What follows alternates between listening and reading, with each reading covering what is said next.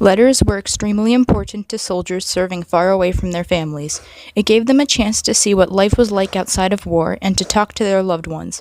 Mail time was sometimes the only thing soldiers had to look forward to every day. September 3rd, 1942, Guadalcanal Island. Dear Mother, Dad, Catherine, and John, yesterday we got our first mail, the best birthday present possible for me. After mail call, everybody would be nice and quiet when suddenly someone would cruise in with a loud voice and shout, "Alice got married." It really was funny. Cherokee got word that he is out in the cold and really surprised us all. One fellow in our squad got a box of cookies that had been reduced to dust, and the dust was soon reduced, leaving an empty box. Daddy, you absent-minded proof.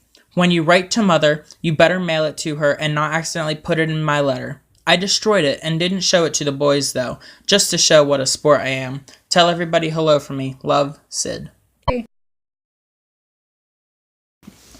December 24th, 1944. Dear Mom, it is the evening before Christmas, but it's quite hard to realize this. I'll just sort of skip this year and we'll all celebrate twice as much next year.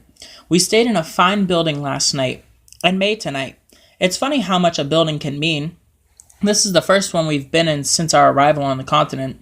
Most of the people here seem to be quite glad to see us. They throw fruit at us. I don't think they're throwing it at us. And we wave quite happily. I hope you and Dad and Grandma all have a happy holiday and that you don't worry too much about me. I'm really quite all right, and even enjoying my little trip up to now very much. Love, Burnett. These letters were also important to the families of soldiers, as it reassured them that their loved ones were still alive. There are hundreds of heartbreaking letters written to families, romantic partners, and friends of the soldiers risking their lives. Letters gave both soldiers and their families comfort during the dark times of war. My name is Nancy Dwight. My brother is a U.S. pilot, and every day I fear the worst. I work at a local diner owned by a man named Daniel Clark, a World War I veteran. My father died when I was young, and my mother has no time for me or my brother. Our small town has been heavily shaken by the depression of the past and the war of the present. Many families have been ripped apart as the young men fight overseas. I write to him at every chance I get, hoping that every time I'll get a response. Dear Kurt, how are you, brother? It's been hard ever since you left. The house is so quiet and lonely. I've been managing to keep up with the chores in between my shifts at the diner. Mr. Clark wanted me to say hello to you for him. He told me he misses having you sit at the bar and eat pie all afternoon. You can eat all the pies you want once you come home, Kurt. Mom still hasn't shown yet. I fear she can't handle your absence, but don't worry, I'm fine on my own. How are things at the base? Flying must sure be a rush. I'd never be able to handle being that high up. I get dizzy just looking out of the second-floor windows. I hope your fellow soldiers are nice to you, seeing that you had to leave behind all of your other friends. That old dog is still hanging around the back door begging for scraps. I blame you for always giving it bacon fat every weekend. It looks so sad without you, as I am. I hope that this wretched war will end soon. I miss you so much. Please write back soon. Love, Nancy.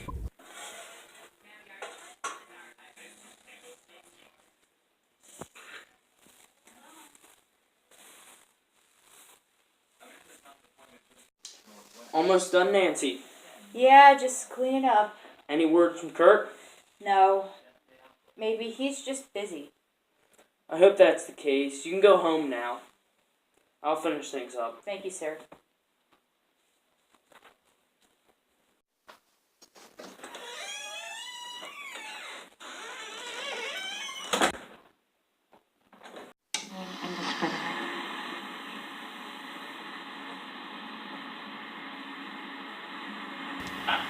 Today we honor a hometown hero.